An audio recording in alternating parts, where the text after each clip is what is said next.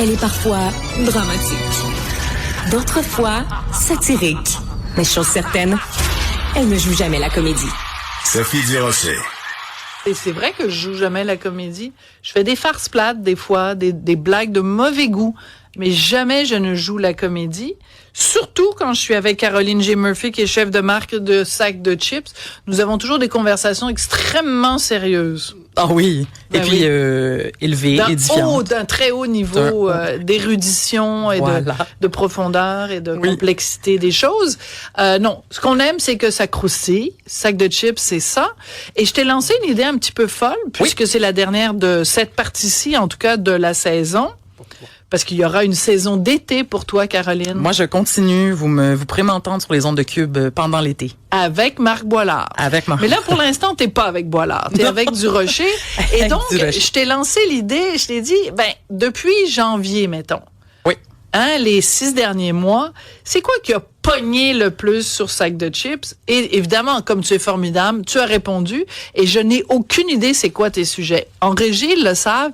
Moi, ça va être une surprise. Oui. Et là, je suis allée chercher les vraies statistiques, là. Rigueur. Le clic. Alors, ce qui a été le plus populaire, donc, depuis le début 2025.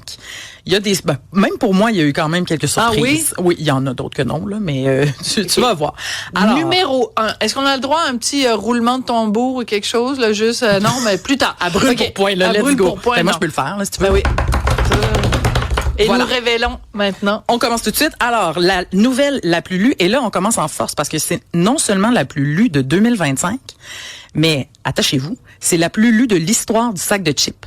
Et ça fait combien de temps que ça existe, sac de chips? On a notre site indépendant là, depuis 2019. Fait que ça fait quand même 6 ans. Là. Oui, parce qu'avant, vous étiez comme une filiale du JDM. Du Journal de Montréal, effectivement, un onglet. Donc, depuis 2019, c'est la patente qui a fait le plus réagir les internautes. Oui, puis nous, ça nous avait surpris un peu. C'est l'histoire du patineur artistique dont les 2 parents sont morts dans l'accident d'avion de Washington, qui a fondu en larmes à la fin de son numéro en leur honneur.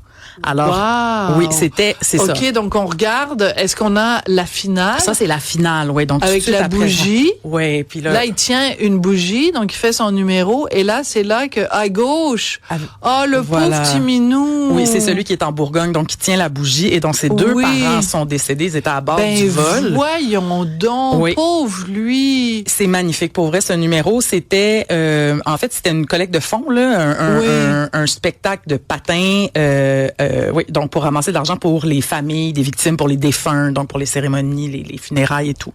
Écoute, et ça, c'est le en truc larmes, c'était magnifique. Écouté. C'est la preuve que malgré tout ce qu'on dit, malgré toutes les folies qu'il peut y avoir parfois sur sac de chips, il reste quand même que la famille, ça vient nous chercher. Absolument.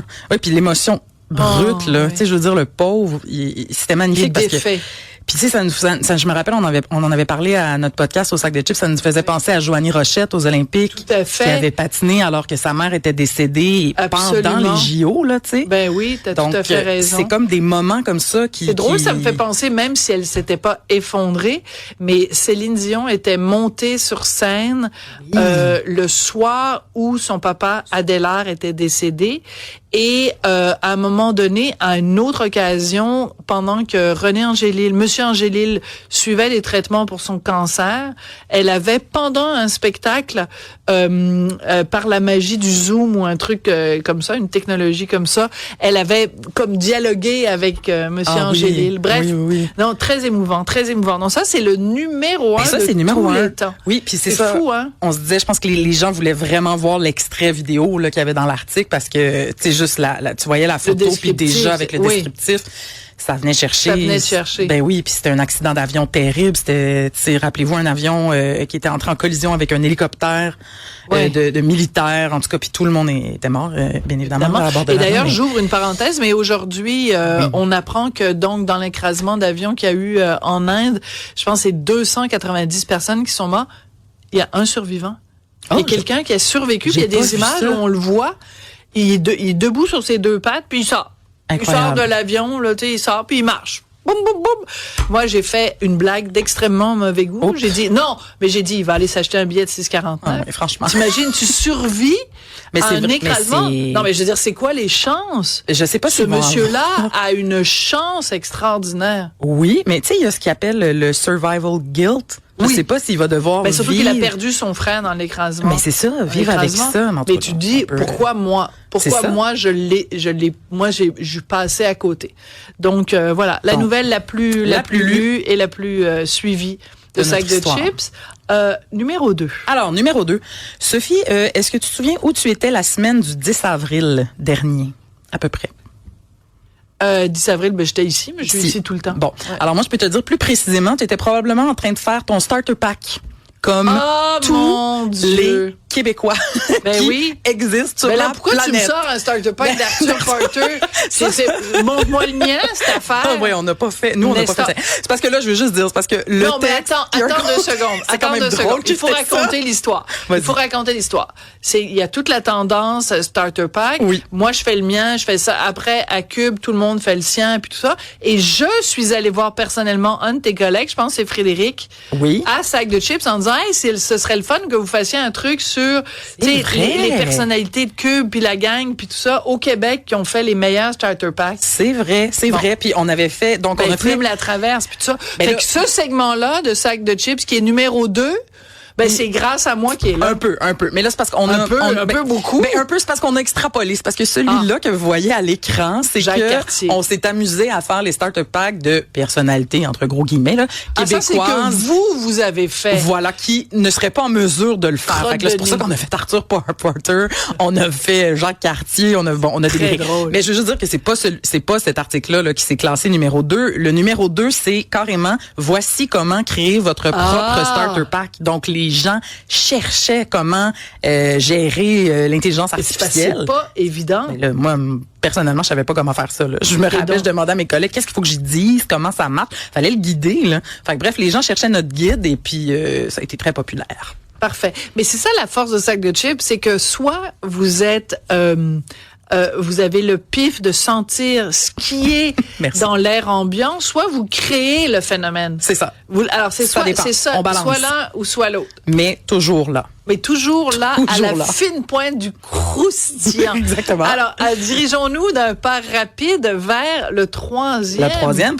Plus lu qu'on peut passer rapidement parce que j'en ai parlé ici en long et en large. C'est des affaires de faux totons de Kim Kardashian? Non, c'est le Québécois qui a reçu la pire plaque d'immatriculation de la SAC. Alors, vous en rappelez, Anal Boy, on en a parlé longuement.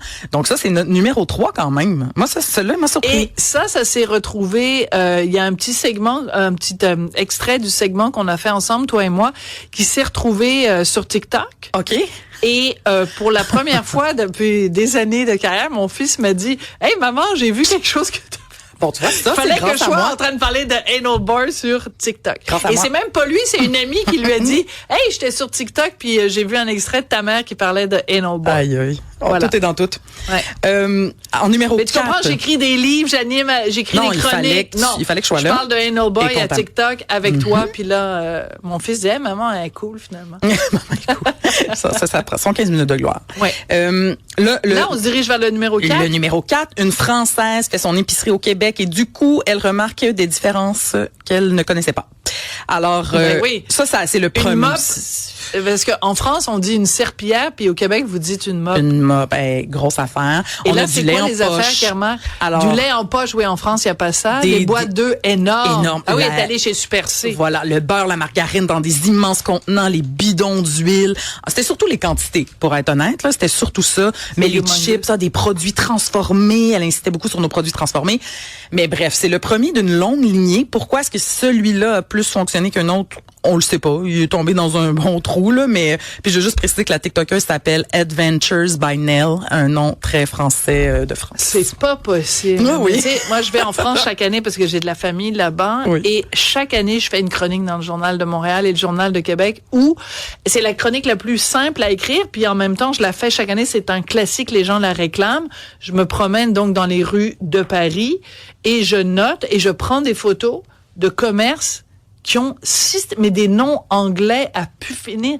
Et chaque année, il y en a plus. Donc, chaque année, ma job est de plus en... Tu vois, je viens de dire job. Mon travail est de plus en plus facile. Parce qu'il y en a partout. À un moment donné, j'ai écrit, je me promenais, je pense, j'étais dans le Marais, près de la rue des Rosiers, et un commerce après l'autre. Richard, il est tanné parce que je m'arrête à chaque fois. Non, mais ça vaut la peine, continue. Et Richard, il me dit, ben là, c'est parce que tu t'arrêtes à chaque commerce. J'ai dit, ben oui, parce que chaque commerce a un nom anglais. Puis là, on n'a pas beaucoup de temps, mais je veux juste te dire que je fais pareil et que mon préféré, que j'ai déjà pris en photo, s'appelait Top Clean, le pressing discount. Un nettoyeur. Top Clean, le pressing discount. Du coup, alors du coup, c'est comme ça que va se terminer la chronique. Non, mais non, donne-moi le numéro 5. Alors je te donne le numéro 5 pour te faire plaisir. T'as 20 secondes. Pour te faire très plaisir, sache que le numéro 5, c'est Louis Morissette envoie une petite flèche à Luc Poirier et aux millionnaires qui flashent leur richesse. Et tout ça s'est passé où? Ici même. Non, ici même à Cube. Mais ici même, dans mon émission. Donc, il y en a eu un qui a fait un commentaire sur l'autre qui a fait un commentaire sur l'un. Il y a même eu une poursuite. C'est ici que ça se passe, mesdames et messieurs. Pas juste à Cube, dans cette émission-ci, voilà. Cette année. Merci beaucoup, Caroline G. Murphy, chef de contenu. C'est quoi cette affaire-là? Chef de marque.